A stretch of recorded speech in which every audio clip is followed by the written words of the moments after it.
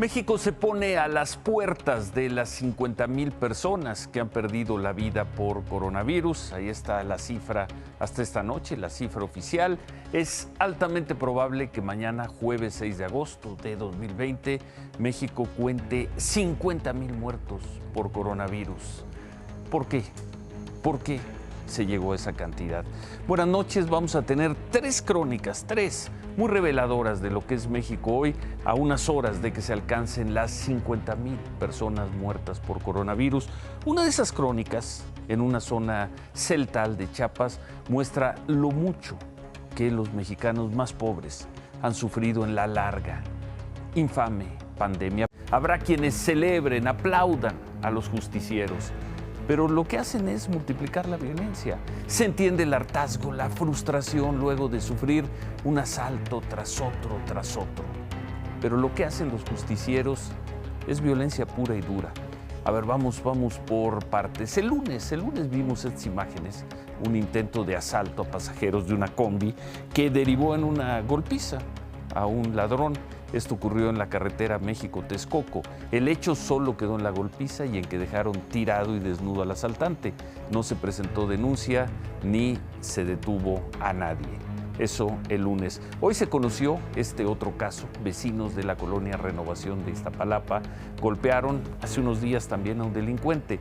Lo acusaron de entrar a robar a una casa junto con otras personas. Supuestamente habrían amarrado a una mujer y baleado a otra persona que estaba allá adentro. Cuando los ladrones salieron, los vecinos detuvieron a este joven. Pero como sube la cara, puto. Álzala. Bájala, güey. Tranquilo, jefe. Tranquilo, cabrón. Ya estuvo, padre. Ya déjalo. ¿Sirve después? Ya está esperando, perro. Disculpe, ya estuvo. Matemos a los perros, ya ya estuvo, padre. Estuvo. ¿Cómo tú tuviste cuando te metiste a la casa, perro? Ya estuvo, ¿sí? Ahí sí no, ¿verdad? Los policías al final lograron resguardar al joven, lo llevaron a un hospital y ahí murió horas más tarde por los golpes recibidos, los golpes en la cabeza. ¿Quién lo mató? Lo mató la turba, lo mató Fuente Ovejuna, lo mató la justicia popular. ¿Quién? Un caso similar ocurrió el lunes en Cuautitlán Izcalli, en el Estado de México. Aquí una persona fue acusada de robar una motocicleta, también cayó en manos de los vecinos. Gente que los defiende, güey. El día que los asalten ellos, ahí se van a andar gasolina ya, si sigues de puto, hijo, ya pareces niño chiquito, güey, no mames. ¿Quieres gasolina, güey? ¿Quieres gasolina y quieres un cerillo? Ahorita te dejo ir, güey. Dime dónde vives. Quiero, güey. Te trajes, no, te descópela. Eso no se hace pendejo, güey. Después de la golpiza, los policías municipales llegaron al lugar, detuvieron a este hombre que fue identificado como Francisco, de 25 años, lo llevaron al Ministerio Público, se le acusó de robar una motocicleta y hoy fue internado en el penal de Barrientos, en Tlalnepantla. 3 casos parecidos, en uno todos desaparecieron, en el otro el ladrón murió y en el tercero el supuesto ladrón está preso. ¿Qué es esto que estamos viendo? ¿Qué justicia es esta? El tema del coronavirus, decíamos hace unos momentos, mañana seguramente México alcanzará la cifra de 50,000 personas muertas por coronavirus. Hoy quedó unas cuantas personas a las puertas de los 50,000 mexicanos muertos por coronavirus, de acuerdo con el investigador Héctor Hernández Bringas, cuyo trabajo presentamos aquí hace un par de semanas. De acuerdo con Héctor Hernández Bringas, hay un dato especialmente duro. Cuando un pobre se contagia, la probabilidad de que muera es más alta. El índice nacional de letalidad es de 10.9, digamos es de 11%, pero entre los más pobres sube a 13.3%. Y el investigador tiene otro dato: al menos 1,800 mexicanos que hablan lenguas indígenas han muerto por coronavirus. ¿Cómo olvidar? Los pobres estamos inmunes, se burlaba el gobernador de Puebla.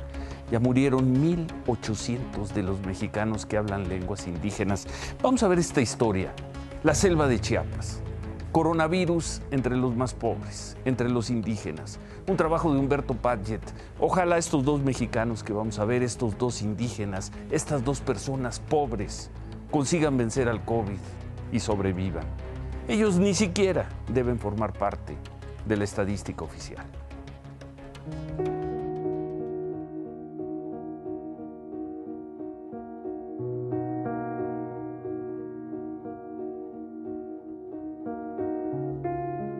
¿Dónde están las decenas de miles de personas contagiadas de coronavirus que no van a los hospitales y por tanto sus existencias no las conoce el gobierno federal?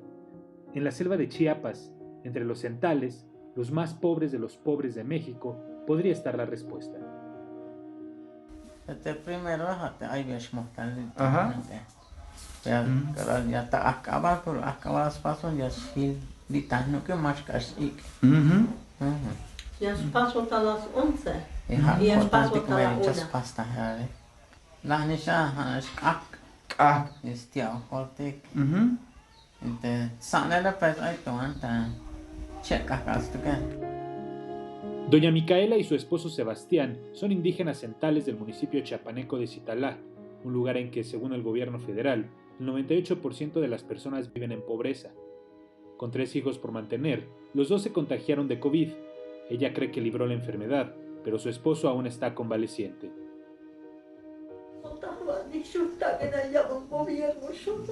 Mayuk ni shuta kota yedin.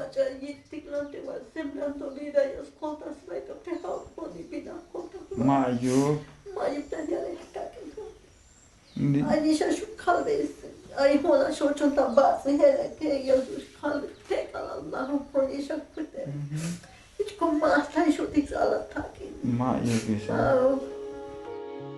De acuerdo con el Consejo Nacional de Evaluación de la Política de Desarrollo Social, solo hay un caso de COVID en Zitalá. Sin embargo, ahí están Micaela y Sebastián, que como ocurre con la mayoría de las personas que aquí han enfermado de lo mismo, decidieron no ir a un hospital por miedo a no salir con vida de él. Por eso no están en el registro.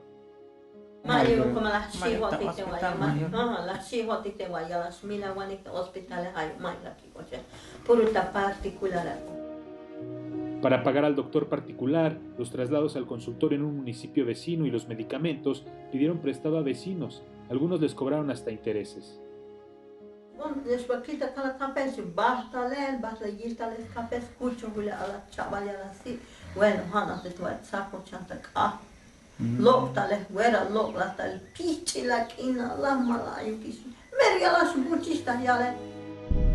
Como vieron que Sebastián no mejoraba, recurrieron a una rezadora, 900 pesos por rosario a los pies de la cama.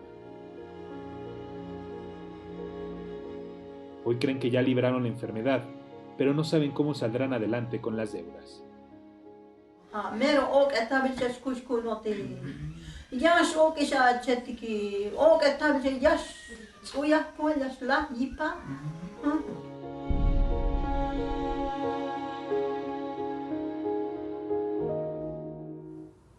Pues ojalá sea el caso y estas dos personas libren el coronavirus, no sumen, no hagan más alto el porcentaje de letalidad entre personas pobres, entre personas de habla indígena. Los pobres estamos inmunes, decían. Y decía gente también en el gobierno federal que esto nos iba a ser los mandados. Ahí están y llevamos 4 meses y medio, casi 5 meses diciéndolo. Ahí están las imágenes. Ahí están. Vamos a ver cómo están los contagios que parecía que bajarían, juzgar por las cifras de el domingo y el lunes, pues siguen ahí estables, arriba de los 6,000 casos. En efecto, es una curva aplanada desde junio, subió un poco, pero se mantiene así, pero es una curva que no baja. Y estamos hablando ya de muchos meses. Y cada mes lo forman semanas y cada semana días. Y las cosas pues no bajan los contagios. Por cierto, hoy en la conferencia de prensa se informó que en 14 estados está descendiendo la epidemia, y es correcto, pero hay 7 en los que los contagios siguen al alza. De acuerdo con el análisis de la Secretaría de Salud, en 7 estados de la República, la curva de casos estimados, es decir, los confirmados más los sospechosos, sigue en ascenso y no ha llegado a su punto más alto. Baja California Sur muestra una tendencia ascendente que se aceleró en las últimas 2 semanas. La curva en Colima lleva más de 4 semanas en ascenso. En Guanajuato, la curva de casos se ha ido desacelerando, pero de acuerdo con el análisis de la Secretaría de Salud, todavía no llega a su punto más alto. Hidalgo tuvo un pico en la semana 21, hace poco más de 2 meses. Se estabilizó unas semanas y nuevamente va en ascenso. La curva de Nayarit sigue en ascenso, tal como se ha comportado durante toda la pandemia. Yucatán es otro de los estados en los que se vio una pequeña estabilización hace más de 2 meses, pero el número de casos repuntó y desde entonces la curva sigue en ascenso. Y el 7º estado cuya curva todavía no llega a su punto más alto es Zacatecas. 7 entidades. En la Ciudad de México las cifras van a la baja, pero pues la nueva normalidad sigue siendo muy complicada porque la autoridad tiene que tomar decisiones, la autoridad local, la autoridad federal tiene que tomar decisiones tratando de empatar el riesgo de que no vuelvan a crecer los contagios con la reactivación de actividades. Una de las imágenes más contrastantes es la que se está dando en los tribunales y en los juzgados en la capital del país.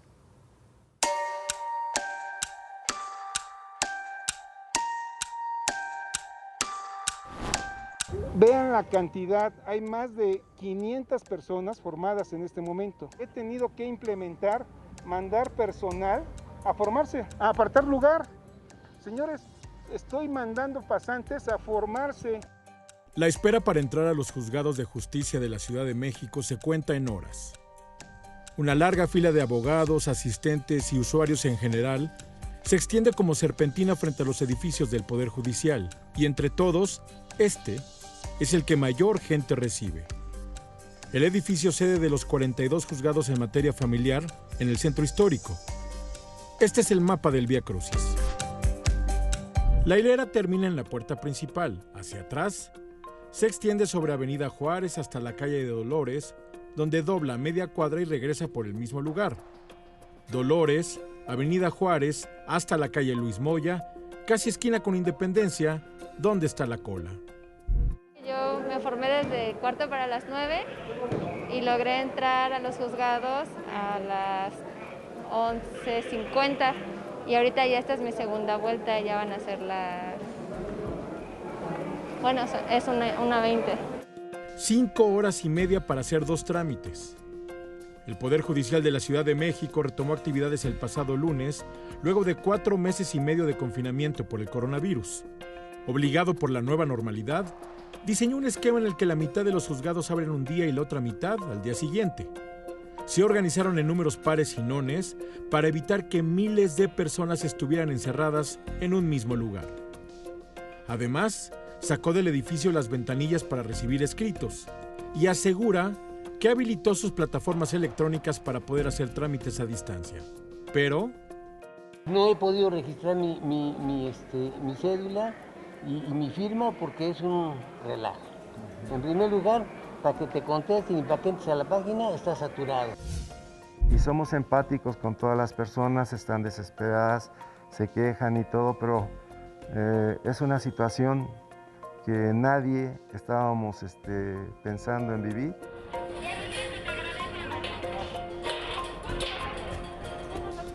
Los juzgados familiares cerraron en punto de las 3 de la tarde, pero la fila de usuarios regresará mañana y pasado mañana y así hasta que no se encuentre una vacuna o la Administración de Justicia olvide para siempre el papel. 2 escenarios que hoy se antojan lejanos.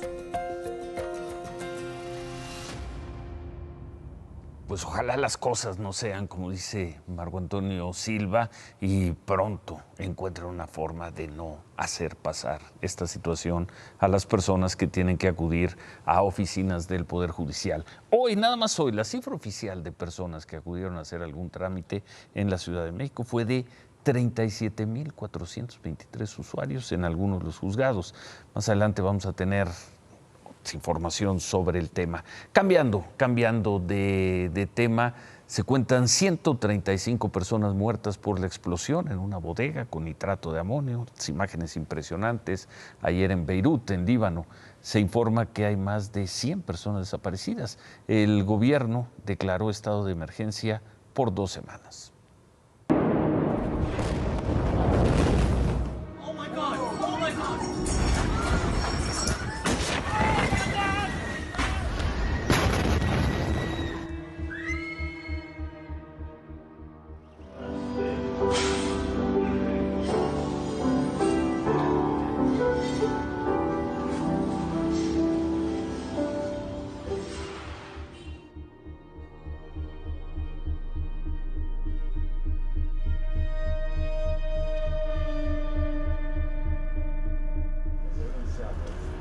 My hand is broken, I think. They told me it's not urgent. There are many more urgent cases.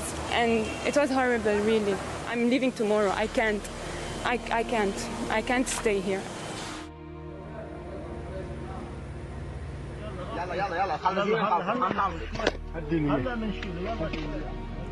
سمعت انفجار غميق، طلعت لبرا سمع صوت طيران، طلعت لبرا لحتى اشوف انا هيدا، وقفت هذيك المال هونيك عم بتطلع بالجو فوق بالسما وما رأش الا شيء انفجر وزتني لهون لجوا ولقيت مرتي جوا مدمه.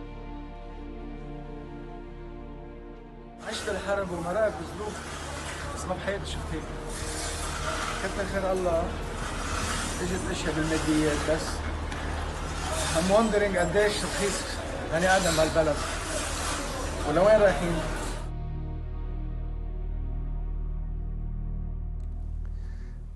Las 2.750 toneladas de nitrato de amonio que explotaron, se informó, habían sido decomisadas a una embarcación rusa hace ya varios años, a finales del 2013. Desde entonces, ese material estuvo almacenado de forma insegura en Beirut y ya vimos lo que ocurrió. Vamos a ver la polémica, cambiando de tema, la polémica que provocó, pues de esas cosas raras que siguen pasando, que provocó la difusión de un spot para promocionar Acapulco como destino turístico. Ayer la Secretaría de Turismo de Guerrero difundió la campaña denominada MAM en Acapulco, que sería algo así como Mami, estoy en Acapulco. Era una campaña para tratar de llegar a los jóvenes. La Secretaría de Turismo Federal se sumó a compartir este promocional. Desde 1930, Acapulco ha hecho sus propias reglas, impulsado por los más grandes de cada época. Acapulco es un ícono del turismo mundial. Hoy dejamos de ser una postal del pasado. Hoy cambiamos las reglas. De hecho, no hay reglas. Come lo que quieras, diviértete de día, de noche y de madrugada. Ponte lo que quieras, crea tu propio estilo, pero siempre destaca. Invita a quien quieras, a tus amigos, a tu pareja o a los que más amas. Relájate solo o acompañado. Redefínete y comparte tu locura. Conéctate y enamórate sin límites. Aquí puedes ser quien tú quieras o puedes ser tú mismo. Encuentra nuevas formas, nuevos colores, nuevos hobbies. Haz muchos amigos y nuevos amores. Bueno, si hay una regla, siempre ponle un toque mexicano. Mom, I'm in Acapulco. Pues parecía un trabajo muy bien producido, muy bien hecho, pero llegaron las críticas contra las autoridades por este promocional. A alguien no le gustó, dijeron que era elitista, en redes sociales lo catalogaron como clasista, que era una burla a los más pobres, en fin, las cosas que pasan en México. Horas después, la Secretaría de Turismo Federal lo bajó de sus cuentas oficiales de redes sociales. En su lugar publicó este tuit señalando, ahí está, que la campaña generó diversas reacciones en redes sociales. comparte aquí tus mejores recuerdos del bello puerto de Acapulco.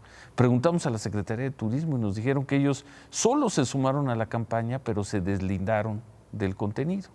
La Secretaría de Turismo de Guerrero, sin embargo, mantiene en sus redes la presentación de esta campaña. Ahí aparece el lanzamiento de la campaña y las explicaciones de sus creadores, pero esta noche el gobernador de Guerrero, Héctor Astudillo, tuiteó este mensaje: lamento la equivocada campaña de promoción de Acapulco, inoportuna, insensible e imprudente. Si no nos ayudan, no nos perjudiquen. Visitantes, como lo hemos dicho siempre, cuando pase la pandemia, aquí los esperamos. Y que cada quien entienda lo que quiera. Suerte a Acapulco. Esta campaña prometía un nuevo concepto, decía que era innovadora, fresca, disruptiva, y tuvo una vida, porque al parecer ya murió, tuvo una vida de poco más de un día. En otras cosas, esta tarde el presidente López Obrador estuvo en la zona del Río Mayo, en Sonora. Temprano había estado en Culiacán, ahí se dio esta escena, luego de salir de la supervisión de los trabajos de una obra hidráulica. El presidente se bajó de su camioneta y se encontró ahí a tomarse una foto con el famoso Alfredo Ríos, el Commander, este personaje conocido por cantar y componer narcocorridos. El Commander dijo que solo saludó al presidente y le pidió la foto con sus hijos. No hubo más diálogo, una escena rápida. Por cierto, durante la conferencia que dio el presidente Culiacán, le preguntaron sobre la planta de fertilizantes de amoníaco que la empresa Gas y Petroquímica de Occidente tiene pensado construir en el puerto de Topolobampo. El presidente López Obrador aseguró que someterán a consulta con la población si quieren o no que se construya esa planta. Solo con consulta. Y va a ser difícil porque hay protestas. Hay grupos que no lo aceptan. Entonces, solo con una consulta a la gente, que ellos sean los que decidan. No podemos imponer nada. La empresa Gas y Petroquímica de Occidente publicó un comunicado donde dijeron que están satisfechos con la postura del presidente y dijeron que esperarán la consulta. Confiaron en que la gente de Sinaloa apoye la construcción y la puesta en operación de la planta de fertilizantes. Pues bueno, no suelen ganar las empresas en estas consultas, pero bueno, a ver qué pasa. Y por cierto, hoy se dio a conocer un audio donde el secretario del Medio Ambiente del gobierno, el presidente López Obrador, el señor Víctor Toledo, hace una dura crítica al gobierno. Uno de los temas que abordó fue precisamente la consulta que se hizo en marzo y que paró en seco la construcción de una planta cervecera de Constellation Brands en Mexicali. Esto es parte de lo que dijo el actual secretario Víctor Toledo. Aquí tuvimos a favor de la cervecera a la Secretaría de Gobernación. La Secretaría de Gobernación, que incluso el subsecretario de Gobernación convocó a una reunión para convencernos a 5 secretarías de que apoyáramos a la cervecera con el vicepresidente de la cervecera traído por el subsecretario.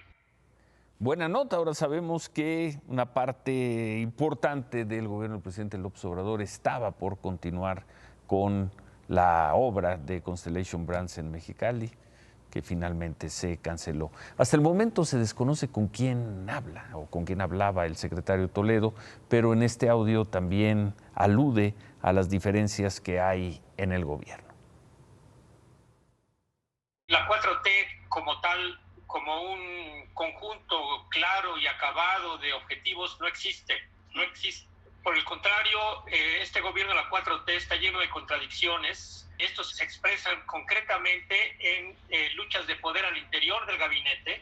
No debemos idealizar la 4T. La 4T, este gobierno es un gobierno de contradicciones brutal y toda nuestra visión, que aquí la compartimos todos nosotros, no está para nada en el resto del gabinete y me temo que tampoco está en la cabeza del presidente. Duro el secretario Toledo. Dijo además en otra parte de la grabación que Alfonso Romo, el jefe de la oficina de la presidencia, ha concentrado mucho poder en el gobierno. También menciona diferencias con la secretaria de Energía, Rocío Nale, con el secretario de Desarrollo Rural, Víctor Villalobos. Presidencia de la República hasta hace unos momentos no había validado, autentificado esta grabación. Regresando al tema del coronavirus, Imagen Noticias hizo un nuevo recorrido por hospitales. Hoy Miriam Moreno estuvo en el Instituto Nacional de Cardiología. Lo hicimos de la mano de los trabajadores de ese instituto, quienes siguen reclamando a estas alturas porque no tienen las condiciones, los instrumentos, el equipo, la vestimenta para hacer su trabajo. Y nosotros seguimos con el pie en el pescuezo.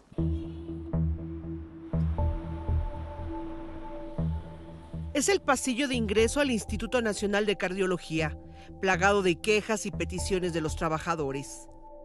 Se colocaron lo que son los pliegos petitorios y los acuerdos que ya se han firmado con las autoridades para solucionar muchos problemas que tenemos de un abuso de autoridad. En enfermería tenemos prácticamente todo el hostigamiento laboral. Nos hace falta personal de enfermería, nos hace falta camilleros, nos hace falta auxiliares de enfermería para dar una atención digna para el paciente.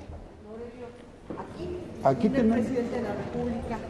El fin de semana, el domingo. Al parecer sí vino a hacerse. No, él no ha tenido acceso a ver la problemática del estrés que tiene la base trabajadora. Sé que vino el domingo pasado a consulta externa, comentan que hacerse algunos estudios. Nosotros tenemos pacientes COVID, dan unos cubrebocas así a los trabajadores que no les sirve de protección, cuando se les debe dar este. Y lo que es en los servicios, como de lavandería, dan estos que se pegan y no dejan respirar a los trabajadores. Entonces no se está dando el equipo de calidad de protección. A 5 meses de la pandemia, el personal de este instituto sigue esperando respuesta a la demanda de amparo que tuvieron que interponer para que les dieran el equipo de protección adecuado para todos los trabajadores, principalmente los que están en urgencias, área conocida como la unidad coronaria. Surgió apenas también hace como 2 semanas, hubo un problema de un paciente que resultó positivo. Varios compañeros estuvieron rotando por él y pues ya se solicitó, se pidió que se nos diera el cubrebocas N95 y ahora ya en la unidad coronaria, que no está en la atención del COVID, se les da equipo amarillo y un cubrebocas N95, pero no es el equipo rojo con el que se atiende a los pacientes COVID, que es lo que estamos solicitando. Ese equipo rojo que se pide está integrado por gogles, gorro quirúrgico, bata desechable, botas doble guante y un cubrebocas N95 de calidad, al que solo tiene acceso el personal asignado a las salas COVID-19. Urgencias no se ha estado tomando como campo de batalla de COVID y los pacientes han llegado con COVID. Se quejan que en esta crisis han recibido cubrebocas reciclados, incluso unos con marca de lápiz labial, además de batas desechables de reuso. Creo que todos estamos trabajando del mismo lado, pero pues sí nos gustaría el material. Ellos dicen que hay el material, pues nada más que nos lo den para seguir con el trabajo que estamos haciendo. ¿Por qué seguimos con estas crónicas 5 meses después? Pedimos una opinión a las autoridades del Instituto del glorioso Instituto Nacional de Cardiología. La subdirectora de Administración del Instituto, Yolanda Fernández, nos dijo que la información que nos dieron los trabajadores está, así dijo, relacionada con presiones sindicales. Nos dijo también que las denuncias de desabasto son incorrectas porque el instituto cuenta con los materiales e insumos necesarios para atender a pacientes con COVID. Y entonces se quejan por quejarse. Es falso todo lo que nos mostraron, todo lo que nos dijeron. Terminamos coronavirus, como lo hacemos todas las noches, con las cifras del mundo. Hoy cerca ya se rebasaron las 700,000 muertes. El mundo avanza a los 20 millones de contagios. Estados Unidos, con las cifras terribles, casi 160,000 personas muertas. Y bueno, vamos a ver las cifras de las últimas 24 horas. Y contrario a lo que se nos había informado y ahora que hemos puesto atención, el número de personas que están muriendo en la India, que es un país que tiene 10 veces más población que México, no es muy distinto del que se está registrando en nuestro país. Ahí lo tienen en pantalla, es la cifra de arriba, 857 allá, 829 aquí, aunque allá tienen muchísimos muchísimos más contagios. Y hablando de la India, ya son más de 160 vacunas las que se informa se están desarrollando en el mundo. Una de ellas, Zydus Cadila, una farmacéutica de la India, informó que su vacuna es segura y ha sido bien tolerada. Informaron que mañana van a iniciar pruebas con 1,000 voluntarios y esperan tener una vacuna lista, tocamos madera, para marzo. Zydus Cadila señaló que puede llegar a producir hasta 100 millones de dosis al año.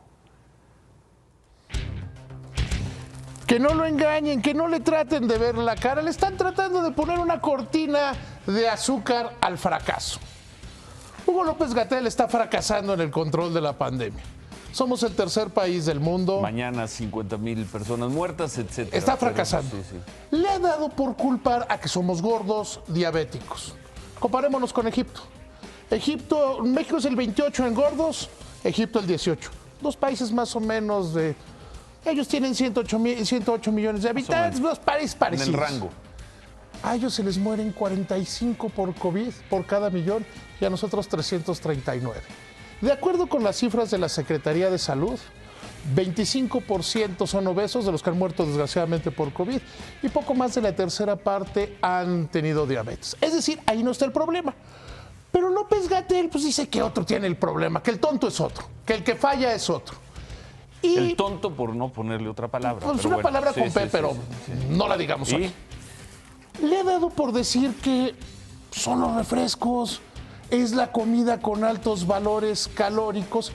Él tenía con Aranza Colchero una asociación, Instituto por la Salud Pública, por la Alimentación Pública, financiado por Bloomberg. Ellos fueron los que estuvieron atrás del etiquetado frontal de alimentos. Ese que detuvo ya la norma oficial mexicana fue detenida por la Secretaría de Economía. Entonces les da por decir que hay que ponerle ISR a los refrescos, a los alimentos altamente calóricos y festejar que en Oaxaca creen que van a arreglar el problema de obesidad. Lo que se anunció hoy. Anunciándolo hoy, que ya no le van a poder vender a menores de edad refrescos ni alimentos altamente calóricos. No se les vendía en las escuelas por disposición federal desde hace muchos años. Pero ahora que, según esto, se va a arreglar el problema, yo le pregunto a un padre de familia, ¿creen que el niño, si deja de tomarse un refresco y se toma el agua de esa que se vende en la calle, va a tener menos azúcar, va a ser más limpia, va a ser más sana? Que si deja de tomarse un pastelito. Entonces, ¿tú estás a favor de los refrescos? Claro que sí, porque el problema no está en los refrescos. ¿Qué prefiere un padre? ¿Qué prefiere? ¿Un pastelito perfectamente empaquetado, sanitizado, o unas quesadillas con un aceite que lleva 1, 2, 3 días? ¿Qué es menos malo para la salud? El tema está, otra vez, ¿dónde están los programas de activación física en este país? Es que ahí está. ¿Dónde está el programa de activación? No lo hay, porque eso es inversión, eso es infraestructura, eso es trabajo. Es muy sencillo. A ver, hasta en las clases que va a haber por televisión, se pueden tomar 5 minutos por cada hora para que el niño haga sentadillas, para que el niño haga estiramientos, que haga yoga, como se hace en prácticamente todo el mundo. Desplantes como los tuyos. No, esos son otros. Pero ese es el problema y es el problema de fondo. Entonces les da por mentir, por poner cortinas de azúcar y creer que poniendo impuestos atrás iba a mejorar la salud de los niños. Insisto. ¿Y por decir que el qué es el otro? El tonto. Tonto. Bueno. Remátala, David. Hoy las cifras que se dan a conocer en torno a la gente ocupada y el empleo parecen muy buenas. Parece que la mitad de la gente ya trabajó. No son tan buenas. Es como el 40% regresan por menos dinero. Pero sí hablan de que ahí vamos en recuperación. Y antes de irme, recuerde, haga patria, consuma. Haga patria, consuma. Javier. Ciro, cargada la nube de información. Se abre el caso de La Volpe y la podóloga por hostigamiento sexual. Dicen que a Billy le pagaban por perder. Y el Cata Domínguez está en el hospital. ¿Está grave o no? Regresamos con la información del jugador de Cruz Azul. Tres buenas historias. Regresamos con eso y hoy nos informaron que sí hay detenidos, sí hay personas presas por difundir en las redes sociales sin autorización imágenes íntimas, como las de la diputada Alessandra Rojo de la Vega. Regresamos también con eso. Muchas gracias, recibimos una buena cantidad de comentarios porque anoche terminamos el programa con la denuncia legal pero también pública que presentó y difundió la diputada del Partido Verde, Alessandra Rojo de la Vega, víctima ella misma de la difusión de imágenes íntimas sin su autorización. Expresé que la autoridad poco podría hacer en un caso así, pero que ojalá me tapara la boca. No sabía anoche, lo sé ahora, que hay cuando menos 3 personas que han tenido que pagar o ir a la cárcel por sus, ¿cómo las llamamos? Por sus puntadas o por sus venganzas. Uno en Nuevo León, otro en Coahuila, uno más en Querétaro. El problema es que, por ejemplo, en la Ciudad de México hay poco más de 200 denuncias por estos hechos. Una de ellas, la de Alessandra Rojo de la Vega. Denuncias que la autoridad dice estar investigando. Qué bueno, pero ojalá no quede en meras investigaciones. Alessandra asegura que difundir esas imágenes o fotos equivale a una violación. Y no le falta razón. 200 casos. La autoridad dice que investiga, pues lo veremos. No vamos, si hay un compromiso, no vamos a soltar ese tema. El tema de la violencia, de esa agresión que se ceba, que causa un intenso daño, especialmente a las mujeres. Ya basta con eso. Se quedan con ¿Qué importa? Gracias, buenas noches. Ánimo.